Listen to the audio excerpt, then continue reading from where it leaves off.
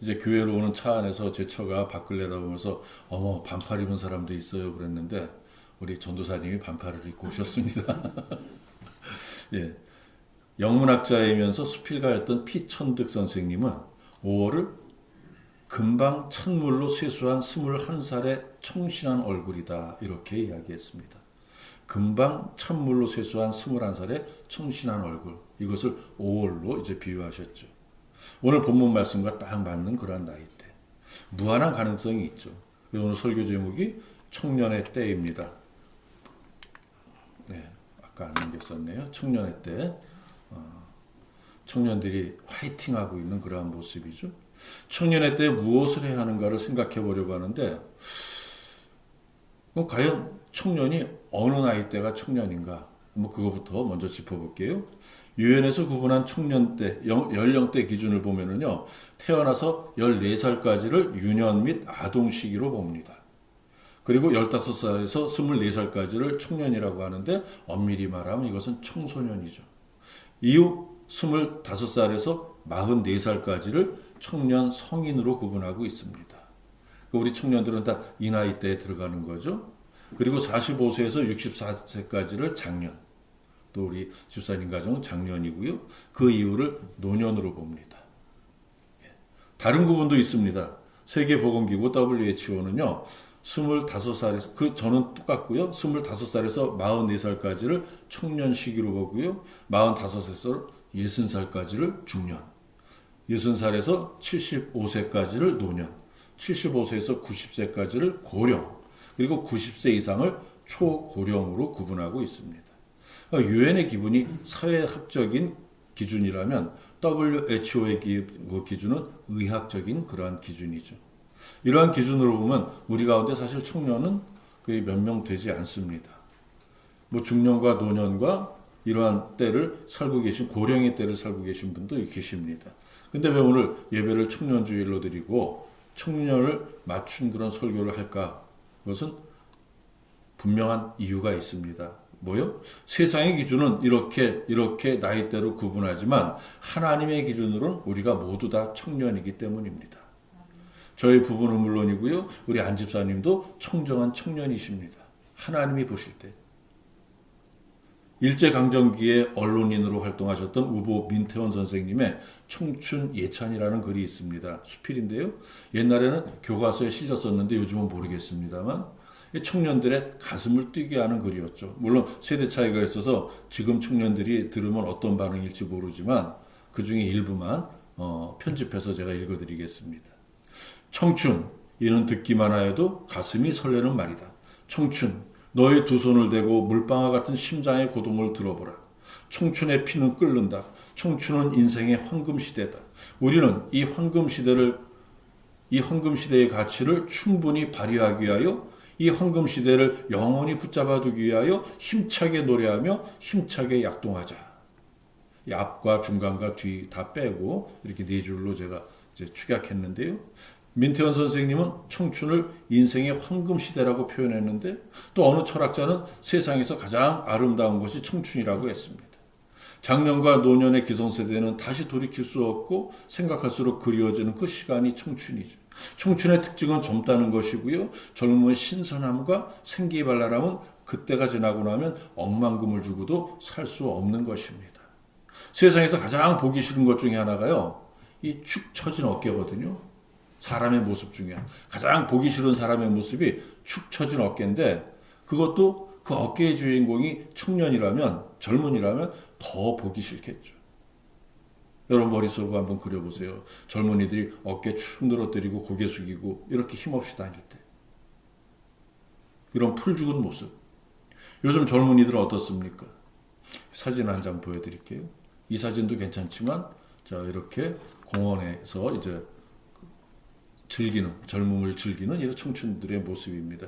저 젊을 때는 야전이라 그러죠. 야외 전축 그거 하나 딱 어깨에 둘러매고는 뭐 아무데나 가서 막 틀어놓고 춤추고 막 그랬었는데 고고 트위스트 그런 거예요. 정말 아름답고 생기발랄한 모습입니다. 그런데 이제 조금 심각한 말씀을 드릴게요. 오늘이 5.18 민주화 운동 기념일입니다. 그죠? 5.18. 대통령을 뽑는 선거가 며칠 남지 않은 시점에 마침 이날을 맞이하게 되었는데 정치적인 논쟁을 벗어나서요. 당시 시민군의 주체도 청년들이었고 진압군으로 투입된 군인들도 청년들이었습니다. 또한 그들 모두 시민군이나 진압군이나 모두 다 시대의 희생자들이었죠. 잘못은 그 위에 있는 사람들이 한 겁니다. 4.19 혁명의 주체도 청년들이었고요. 학생들이었고요. 그리고 그들의 희생으로 나라가 바로 설 수 있었습니다. 1987년 호원 독재에 대항해서 벌어졌던 그 6월 항쟁의 주체도 청년 학생들이었습니다. 당시 일명 넥타이 부대로 시위에 참여했던 저도 그 당시 청년이었습니다. 이 나라의 민주화를 발전시키기 위해서 일어서고 앞장서서 희생되었던 주역은 항상 기성세대가 아니라 청년 학생들이었다는 말입니다. 좀 더 멀리 가볼까요? 잔악한 그 일제강점기를 보세요.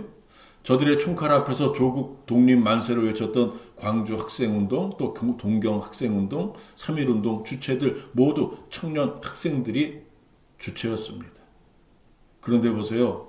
어느 세대나 어른들이 뭐라고 합니까? 요새 젊은 애들이 문제야 그럽니다. 젊은 애들이 문제야. 싸가지가 없어. 요즘 애들 하는 짓을 보면 말세가 가까웠어. 하지만 그런 말을 하는 기성세대가 젊었을 때도요. 당시의 기성세대들이 그들을 보고 그런 말을 했습니다. 우리 모두 그런 세월을 거쳐서 어린아이에서 청년이 되고 어른이 되고 노년이 되고 분명한 사실은 청년이 바로 서야 이 나라가 바로 설 수 있다는 겁니다. 청년이 귀한 겁니다. 우리 교회에도 청년들이 있잖아요. 기성세대가 청년세대를 더 잘 이해하고 더 잘 배려할 수 있는 그러한 교회가 되기를 소망합니다. 오늘 본문 1절 앞부분에 보세요. 너는 청년의 때에 너희 창조주를 기억하라 그랬습니다. 이 전도서는 이스라엘 왕 다윗의 아들 솔로몬이 말년에 쓴 글이죠. 물론 그도 왕이었습니다. 왕도 그냥 왕이 아니라 이스라엘의 전성기를 이끈 아주 지혜의 왕. 하지만 영적으로 방탕한 생활을 하다가 뒤늦게 후회하며 쓴 글입니다. 그는 젊은 시절 한마디로 잘 나가도 아주 너무 잘 나갔던 사람이잖아요. 사실 왕이 승계 서열에 명함도 못 내밀 처지였습니다. 위에 형들이 많았습니다. 근데 정치적으로는 어머니 밧세바의 후광을 입었고요. 영적으로는 하나님의 택함을 받아서 형들을 물리치고 아버지 다윗의 뒤를 이었습니다. 우리가 알고 있듯이 솔로몬은 왕이 된 후에 하나님께 큰 번제를 드렸잖아요. 일천번제라고 하는. 그리고 하나님께서 주신 지혜로 정사를 처리했습니다. 그의 지혜가 중근동에 크게 소문이 나서 스바이 여왕이 그 지혜를 보기 위해서 직접 이스라엘을 찾아올 정도였습니다. 지난주에 이제 우리 성경 통독에 그 이야기가 나왔었는데요. 나라가 부강해지면서 주변국들의 공물까지 받는 정도가 되었을 뿐만 아니라 아버지 다윗이 생전에 못 이룬 꿈이었던 성전도 건축했죠. 정말 이스라엘 최고의 전성기를 구가했습니다. 그러나 그의 인생이 모두 황금빛으로 치장된 것은 아니었습니다. 막대한 권력과 큰 부를 누리면서 영적으로는 심각한 문제가 생겼던 겁니다. 그가 주변 강대국들과의 관계 개선 및 유지를 위해 정책으로 쓴 게 혼인정책이었습니다. 여담입니다만 우리나라의 혼인정책을 썼던 왕이 누굽니까? 왕건이죠. 왕건이 지방 후족들과 다 혼인 관계를 맺으면서 고려를 세웠는데 솔로몬도 혼인 정책을 썼습니다. 수많은 처척들을 받아들였습니다. 열왕기서에 보니까 본처 말고도 후궁이 300명이요 첩이 700명이라고 했습니다. 1000명. 의자왕의 삼천궁녀는 사실이 아니라는 게 요즘 그 역사학자들에 의해서 밝혀지고 있는데 솔로몬은 정말 1000명이었던 겁니다. 근데 그들은 하나님께서 통혼을 금지하셨던 이방 여인들이었습니다. 그 여인들은 자기 나라에서 섬기던 우상들을 가지고 왔습니다. 솔로몬이 그것을 다 허락했습니다. 허락했을 뿐만 아니라 우상을 섬길 수 있도록 각각 우상에 맞는 산당까지 주어주었습니다. 급기야 함께 우상에게 제사를 지냈습니다. 하나님께서 2번이나 경고를 하셨음에도 불구하고 하나님을 떠나서 그 우상에게 제사를 지냈죠. 예나 지금이나요 겉으로는 남자가 우월한 것 같지만 결국은 다 여자 따라가게 되어 있습니다. 이게 생리인 것 같습니다. 솔로몬도 그건 어쩔 수 없었던 모양이죠. 결국 솔로몬의 마음이 하나님을 떠나게 되었습니다. 처척들의 치마폭에서 벗어나지 못했던 것이죠. 이러한 솔로몬의 영적 범죄로 인하여서 그의 아들 때에 이르러 이스라엘이 남과 북으로 갈라지는 비극이 발생하게 되었던 겁니다. 그랬던 그가 말년에 다시 하나님께 돌아와서 자기의 젊은 시절을 참여하며 쓴 글이 바로 이 전도서입니다. 솔로몬은 전도서의 서두에 인생의 헛됨을 말씀하고 있습니다. 1장 2절 보세요. 전도자가 이르되 헛되고 헛되며 헛되고 헛되니 모든 것이 헛되도다. 솔로몬이 전도서를 쓴 이유, 전도서의 결론은요, 인생의 진리를 올바로 알고 하나님을 경외하라는 말입니다. 오늘 본문에서의 여기에 노년의 때와 젊음의 때가 대조되어 언급되고 있는데요. 본문 1절을 쉬운 성경으로 우리 함께 읽어봅니다. 그러므로 너는 젊음의 날에 전에 이제는 사는 것이 낙이 없구나 라고 말할 때가 닥치기 전에 창조주를 기억하여라. 아멘. 전도자가 말하는 괴로운 날, 낙이 없는 날이 바로 노년의 때를 의미하는 것이죠. 연세 드신 분들은 오해하지 마세요. 모든 노년의 삶이 괴로운가요? 늙으면 아무 낙도 없나요? 그런 이야기가 아닙니다. 창조주를 모르는 노년의 삶이 그렇다는 말입니다. 우리가 노년의 삶을 보람있고 알차고 건강하며 즐겁게 보낼 수 있는 유일한 비결은요, 우리 창조주를 알고 그 창조주 안에 머무는 겁니다. 기왕이면 늙어서 몸과 마음이 병드누가 아니라 건강하고 젊을 때 그때 창조주를 아는 것. 기왕이면 더 젊을 때부터, 아니 어린 시절부터 하나님을 알고 열심히 하나님을 섬기며 사는 것. 그러면 우리 인생이 많은 날에 하나님의 은혜가 이제 더 더해지고 또 더해질 수 있는 것이죠. 2절 보세요. 해와 빛과 달과 별들이 어둡기 전에 빛 위에 구름이 다시 일어나기 전에 그리하라. 해와 달과 별은 모두 빛을 상징합니다. 빛은 젊음을 상징합니다. 구름은 비가 오기 전에 하늘입니다. 구름이 많으면 비가 오기 마련이죠. 그 비는 이른 비와 늦은 비와 같은 어떤 이런 긍정의 의미가 아닙니다. 인생의 막바지에서 죽음을 상징하는 부정적인 이미지입니다. 그런 일을 당하기 전에 창조주를 기억하라 이런 말씀이죠. 좀 더 직설적으로 표현하면 하나님을 믿고 하나님께 인생을 의뢰하라는 겁니다. 그러면 그 인생의 해와 달과 별은 빛을 잃지 않을 것이라는 말씀이죠. 그 인생에는 결코 음산한 어둠이 찾아오지 않는다는 말씀입니다.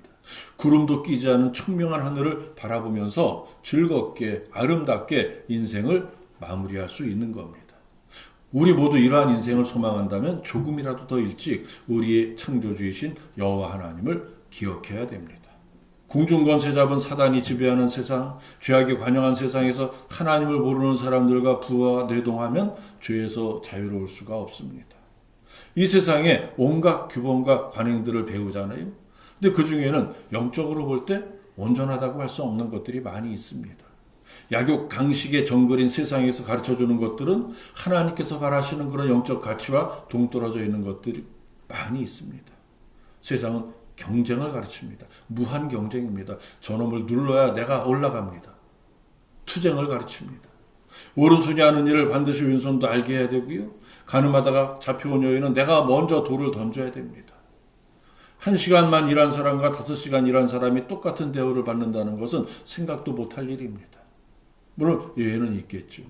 또 보세요. 성경은 다른 사람이 이웃의 아내를 탐내는 것은 죄악이요 불륜이라고 합니다. 세상에서는요, 내가 그렇게 한다면 그것은 정말 사랑이요 로맨스라고 주장합니다. 세상에서는 빼앗아 차지하는 사람이 똑똑한 사람이고 양보하는 사람이 바보요 빼앗기는 사람이 멍청한 사람입니다. 그러나 그런 일들이 신앙적인 가치로 볼 때 너무나도 엄청난 죄라는 사실을 우리가 알고 있습니다. 하나님을 알기 때문이죠. 그러나 하나님을 모르면 그러한 죄를 범하고도 죄의식 없이 태어나고 떳떳하게 사는 겁니다. 그들이 가는 길이 어떤 길입니까?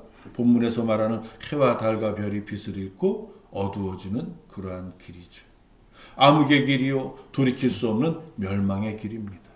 그 길을 가기 전에 창조주 하나님을 알아야 하는 거죠. 그러면 그 길에서 돌이킬 수 있습니다. 영원히 해같이 빛나는 아름다운 삶을 살 수 있습니다. 그게 천국의 삶이잖아요. 그런 삶을 소망해야죠. 죄악으로부터의 자유를 누릴 수 있다는 말은 참된 선과 악을 분별하고 죄를 떠나서 하나님의 뜻대로 사는 인생을 살 수 있다는 말입니다. 죄가 상식으로 통하는 세상에서 나 혼자만 죄를 떠나서 깨끗하고 정의롭게 사는 거 사실 쉬운 일이 아니죠. 그러나 포기하면 안 됩니다. 죄에 발 담그면 안 됩니다. 창조주를 기억하며 성령과 동행하는 삶을 살면 죄를 이겨낼 수 있습니다. 죄를 멀리하는 세상에서는 왕따가 될 수도 있습니다. 하지만 그로 인해 얻는 유익은 셀 수 없을 만큼 많습니다. 조금이라도 더 차지하기 위해서 나의 것을 빼앗기지 않고 남의 것을 빼앗기 위해서 치열하게 투쟁하고 경쟁하는 이전투구의 삶을 살아야 될 그 필요가 없습니다. 스트레스가 없는 것이죠. 그러면 그만큼 고달픈 인생살이가 주는 스트레스도 받을 필요 없다는 겁니다. 하나님이 주시는 대로 받으면 됩니다. 하나님은 만물의 주인이십니다. 당신의 자녀에게 야박하게 주시는 분이 아닙니다. 풍성하고 후하게 주십니다. 하나님께서 주시는 물질과 지혜로 자족하며 여유 있는 삶을 살 수 있는 겁니다. 그게 참된 행복이거든요. 아등바등 사는 세상이 얼마나 힘들고 어렵습니까? 그런 세상을 살다 보면 인생의 풍파도 더 많이 만나게 되는 거죠. 환난과 고난이 끊일 날이 없는 겁니다. 하지만 하나님을 알고 주님과 동행해 보세요. 삶의 전부분을 온전히 주님께 맡겨보세요. 주님의 뜻대로 바람처럼 물처럼 흘러가는 인생을 살아보세요. 세상 눈으로는 이걸 이해하지 못하겠지만 이렇게 사는 사람들은 하나님께서 지켜주십니다. 신앙으로 인한 영적인 자유가 얼마나 편한 것인지 얼마나 유익한 것인지를 알게 됩니다. 여러분 모두 창조주를 알고 그러한 인생을 사시기를 축원해 드립니다. 그러면은 인생의 시행착오도 줄일 수 있습니다. 우리 젊은 시절을 표현하는 말로요, 질풍노도의 시절이라는 그런 말이 있습니다. 젊은이라면 거침없는 행동력과 결단력이 있어야 된다는 겁니다. 그게 젊음의 특징이죠. 서두에 예로 들어드린 그 청춘 예찬에서 노래했듯이 젊음의 끓는 피와 힘, 그것이 인류의 역사를 이끌어온 동력입니다. 젊은 세대의 긍정적인 특징이 이와 같은 패기와 정열이라면 젊은이들에게서 어쩔 수 없이 나타나는 그런 단점이 있는데요. 그것은 바로 경험이 없는 그런 미숙함에서 오는 시행착오입니다. 처음 해보기 때문에 어쩔 수 없이 모르고 서툰 일들이 있죠. 인생을 많이 살아온 사람들의 경륜이 없기 때문에 패기만으로 밀고 나가다가 일을 그르칠 수 있는 겁니다. 한마디로 말하면 지혜가 부족하다는 거죠.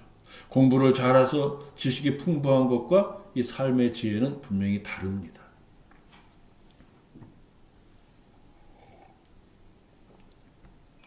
조선조의 명장이었던 남이장군의 일화를 아시죠? 모르는 분도 계실 겁니다. 젊은 패기만 믿고 나가다가 노예한 그런 정치 술수에 말려서 유자강인가요? 그 간신배에게 말려서 요절하고 말았습니다. 그가 지은 시 두 편이 전해지고 있는데 젊음의 패기를 완전히 드러내는 시입니다. 한번 보세요. 이제 번역한 겁니다. 한문으로 쓴 건데요. 장검을 빼어들고 백두산에 올라보니 대명천지에 성진이 잠겼더라. 언제나 남북 풍진을 헤쳐볼고 하노라. 20대 초에 지은 시입니다. 그때 이미 장군이었거든요. 성진은 전쟁의 기운을 말합니다. 20대 초반에 병조판소에 오른 25살인가요? 그때 병조판소에 오른 그의 호방한 성격을 잘 나타내고 있습니다. 또 다른 시가 있습니다. 이게 진짜인데요.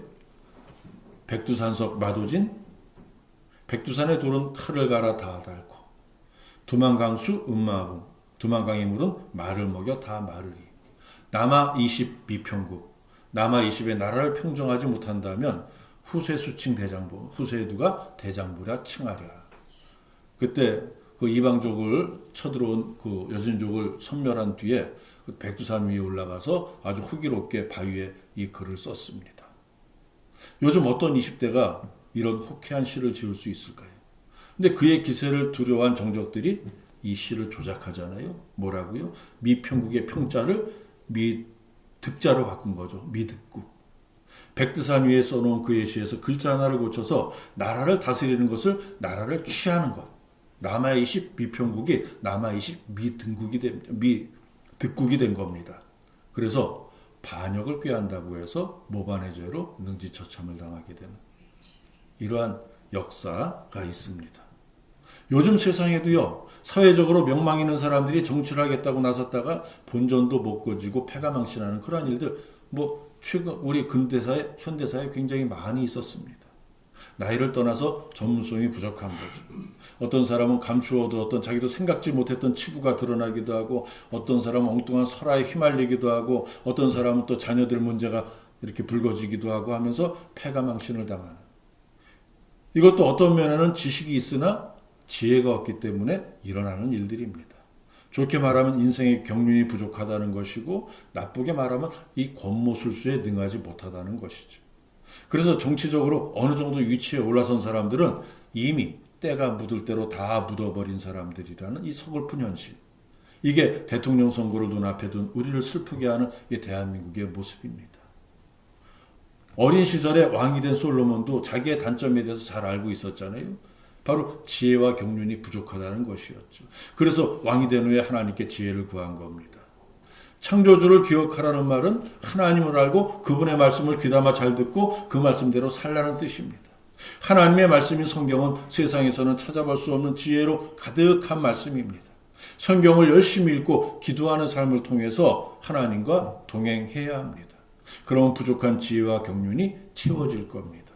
문제가 있을 때 친구에게 상의하거나 세상의 지혜자를 찾아다니기 전에 먼저 하나님께 나오며 하나님께서 분명히 답을 알려주십니다. 그뿐 아니라 하나님과 동행하는 삶을 통해 하늘나라의 풍성한 상급도 쌓을 수 있습니다.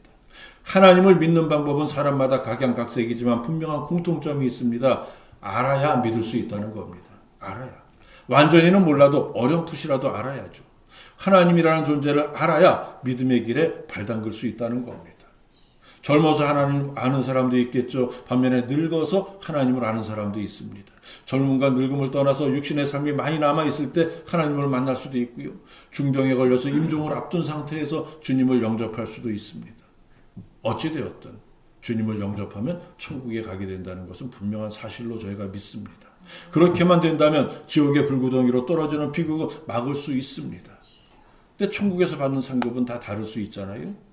이 땅에서 하나님 잘 믿고 많은 신앙적인 업적을 남겨서 영광의 면류관을, 생명의 면류관을, 여러 모양의 면류관을 받는 사람도 있고요. 겨우 지옥 경험 면했지만 상급이 없는 부끄러운 구원을 받을 수도 있습니다. 기왕이면 다홍치마라는 말이 있잖아요. 물론 천국은 차별 없는 세상이라고 합니다만 과연 어떤 모습일지 저도 안 가봐서 정확히는 모릅니다. 말씀으로 아는 것이죠. 그래서 기왕이면 많은 상급으로 영광스러운 구원을 받는 게 낫겠죠. 제가 한동안 자주 말씀드렸던 마태복음 25장 다시 한번 말씀드릴게요. 주님께서 재림하셔서 모든 인간을 심판하실 때 양은 오른편에 염소는 왼편에 서게 된다고 합니다. 양은 의인을 의미하고 염소는 악인을 의미하죠. 의인은 예비되어 있는 하나님 나라를 상속받습니다. 악인은 마귀를 위해서 준비된 영원한 불에 들어간다고 하십니다. 결국 의인은 영생, 악인은 영벌을 받게 되는 것이죠. 근데 예수님께서 말씀하시는 그 의인과 악인의 구분이 무엇으로 됩니까? 그가 이 땅에서 육신으로 살면서 행한 모든 일들로 평가되는 겁니다. 아주 사소한 선행과 악행까지 꼼꼼히 하나님 나라의 장부에 기록되어 최후의 심판 때 평가의 재료로 쓰인다는 것이죠. 청년의 때는 모든 가능성이 열려있는 때입니다. 호기심도 많고 하고 싶은 일도 많습니다. 그러나 하나님을 모르고 행한 일들의 결과가 어떤 것인지 전도서 기자인 솔로몬이 경고하고 있습니다. 본문 앞에 11장 9절 말씀 우리 함께 읽어봅니다. 청년이여 내 어린 때를 즐거워하며 내 청년의 날들을 마음에 기뻐하여 마음에 원하는 길들과 내 눈에 보는 대로 행하라. 그러나 하나님이 이 모든 일로 말미암아 너를 심판하실 줄 알라. 아멘. 젊은 시절에 어디서 무엇을 하든지 그것은 전적으로 본인의 자유입니다. 너 알아서 하라는 겁니다. 다만 그 일에 대한 책임은 내가 지어야 된다. 그래서 10절 말씀 보세요. 그런즉 근심이 내 마음에서 떠나게 하며 악이 내 몸에서 물러가게 하라. 어릴 때와 검은 머리의 시절이 다 헛되니라. 아멘. 청년 시절에 근심과 악이 물든 인생을 산다면 한마디로 허랑방탕하거나 교만하고 방종하고 그러한 인생을 산다면 그 청년의 때가 헛될 수밖에 없다는 말씀입니다. 헛될 정도가 아니라 그 결과는 비참할 수 있습니다. 그러니까 청년의 때를 알차고 보람있게 잘 보내야 되겠죠. 그러기 위해서 청년의 때에 창조주 하나님을 기억하고 잘 알아야 한다는 말씀. 다시 말씀드리지만 우리는 하나님 앞에서 모두 청년입니다. 하나님 앞에서요. 말씀을 정리합니다. 청년의 때의 창조주를 알면 죄에서 멀어질 수 있습니다. 그것은 은혜 가운데 머물게 된다는 뜻입니다. 청년의 때의 창조주를 알면 인생의 시행착오를 줄일 수 있습니다. 하나님의 지혜와 경륜을 나의 것으로 만들 수 있다는 말입니다. 또 청년의 때의 창조주를 알면 하나님 나라에 많은 상급을 쌓을 수 있습니다. 영원한 생명이 보장되는 것은 물론이고요. 인생에서 가장 아름다운 시기인 청년의 때 창조주를 기억하고 주님의 은혜 가운데 머무는 청년들이 다 되시기를 주의 이름으로 축복합니다. 이것을 위해서 우리가 기성세대가 할 일이 있습니다. 먼저 청년들이 창조주를 알게 하는 것. 창조주를 알게 하는 것. 우리 자녀들이 부모 때문에 억지로 끌려 나오는 교회가 아니라 기쁨으로 나오는 교회가 될 수 있도록 인격적인 하나님을 만나는 일에 우리 부모가 모두 관심을 가져야 됩니다. 자녀를 위하여 기도하며 믿음으로 인도해야 됩니다. 자녀들 앞에서 신앙의 행실에 본을 보여야 합니다. 예컨대 교회에서 중직자로 섬기는 부모가 집에서는 매일 부부싸움하고 술에 취해 있다면 자녀의 신앙이 제대로 성장할 리 없습니다. 과거에 대형교회를 했던 목사님들 그 자녀들이 곁길로 막 가고 삐뚤어가고 그 자녀들이 뒤에 고백할 때 우리 아버지는 강단에서의 모습과 집에서의 모습이 너무 달랐다고 그렇게 이야기하는 것도 많이 들었거든요. 그러면 안 된다는 겁니다. 그러면 안 됩니다. 껍데기만 크리스천인 부모 밑에서 온전한 크리스천 자녀가 나올 수 없는 겁니다. 두 번째로요. 청년들의 인격을 존중해야죠. 청년 세대나 기성 세대나 똑같은 하나님의 자녀들이요. 하나님께서 당신의 형상으로 만드는 소중한 인격체입니다. 청년들이 나보다 어리다고 깔보고 무시하거나 막대하지 마세요. 하나님의 자녀를 막대하는 것은 하나님을 막대하는 것과 같습니다. 큰 죄죠. 귀하게 여겨야 됩니다. 세 번째요. 청년들의 실수를 용납해야 됩니다. 앞에서 말씀드린 대로 청년의 시절에 겪을 수 있는 가장 큰 단점은 경험 부족으로 인한 시행착오입니다. 다른 말로 실수죠. 창조주를 기억하고 하나님의 말씀 가운데 머물면 시행착오를 줄일 수 있지만 인간적인 실수마저 완벽하게 없앨 수는 없잖아요. 청년들의 시행착오를 용납하고 사랑으로 덮어주면서 실수를 범하지 않도록 음양으로 도와주는 그 역할이 기성세대가 할 일입니다. 어른들의 속 깊은 배려가 필요합니다. 교회를 온전히 섬기기 위해서는 청년과 장년의 조화로운 통역이 반드시 필요합니다. 남녀노소가 모두 함께 손잡고 나가야 합니다. 사실 이 청년의 때를 제가 서두에 말씀드렸지만 굳이 나이로 구분할 수 있는 게 아닙니다. 우리 다 청년입니다. 그런데 한마디로 말하자면요. 나이가 몇 살이든 상관없이 더 늦기 전에 라는 겁니다. 더 늦기 전에. 해와 달과 별이 빛을 잃고 어두워지기 전에 인생의 비구름이 몰려오기 전에 하나님을 알리는 겁니다. 이 세상에서 100년을 살든 하루를 살든 육신의 삶을 사는 동안에 우리의 창조주이신 하나님을 알고 믿고 하나님의 뜻대로 사는 그런 인생에 복받는 인생이요. 육신의 남은 삶 동안 마음껏 낙을 누릴 수 있다는 사실을 믿고 더 열심히 하나님을 믿고 주님을 섬기고 교회를 섬기는 저와 여러분이 다 되시기를 주님의 이름으로 축원해 드립니다.